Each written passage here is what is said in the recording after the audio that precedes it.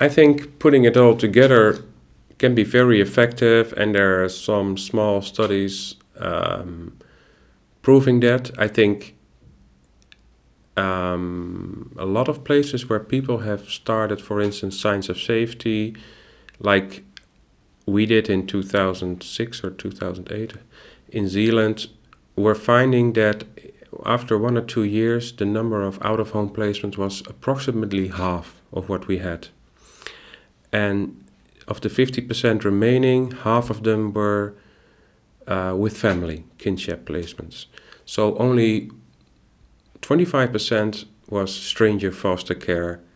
And that is something that has been found consistently around the world. So stranger foster care will never go to zero. There will always be cases where no safe people can be found.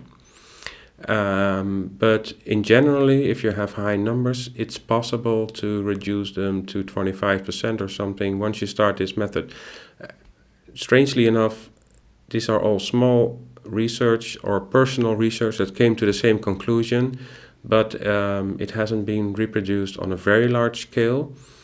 I don't know why. I think it's difficult because before you start researching it, you first need to be good at it. So people always want to start research before they're good at it, but it takes some years to get to be good at it. But to really get to very good results, I think you need a whole system change, and that's what they did in Olmsted, and they have, published those data in an annual reports every year, but not really through a big university, and I don't know why that didn't happen. But if you look at their data, where the re-abuse rates were going down to approximately 0 to 2%, both for domestic violence and child abuse, where they normally are like 15 to 50% for domestic violence.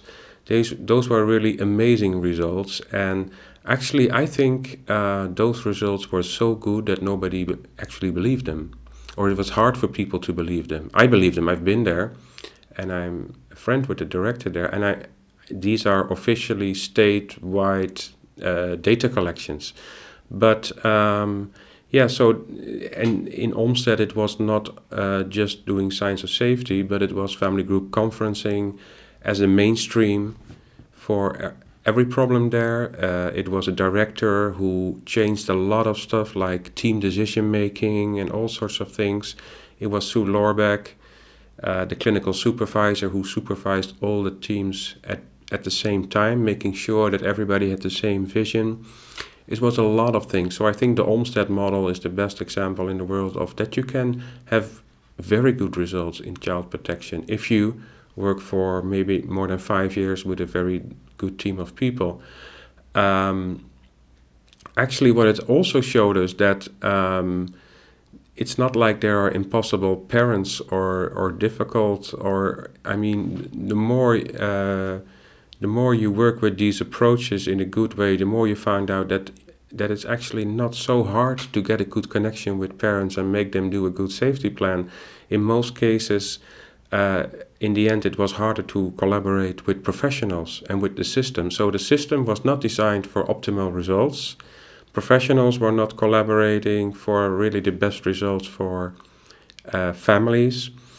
And so in the end, you have more work talking to the other professionals and to the state about legal things than actually with the clients. So that's a very weird thing that you find out once you get better in these sort of approaches. That is actually also the system we need to change, and our collaboration with professionals needs to change. Sometimes you need to make sure that there are less professionals involved because there are too many voices at the table that are, talking against each other.